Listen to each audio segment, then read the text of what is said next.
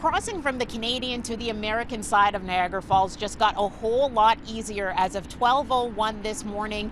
That is when the U.S. lifted restrictions for fully vaccinated Canadians who are heading across the land border here. And a lot of people taking advantage of it so far, starting very early this morning. But there are a few things that you need to know if you are heading across the border into the U.S. And the Canada Border Services Agency says that it all starts by downloading an app. And individuals are going to need to make a digital submission using the ArriveCAN mobile application. The ArriveCAN app will be used to download your information, including your proof of double vaccination. When heading south, the U.S. requires all Canadians to show they've been double vaxxed with either Pfizer, Moderna, or AstraZeneca.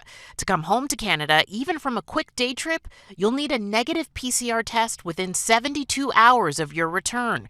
Rapid antigen tests won't be accepted. Unfortunately, those are not permitted under the category of tests that are acceptable. In that type of an instance, we actually make a referral to our colleagues at the Public Health Agency of Canada. So we will refer it to them to make any determination with regards to warnings or fines that may be issued, whatever the case may be. Some of the first travelers across the border walked with luggage in hand as they went to catch early flights out of Buffalo's airport.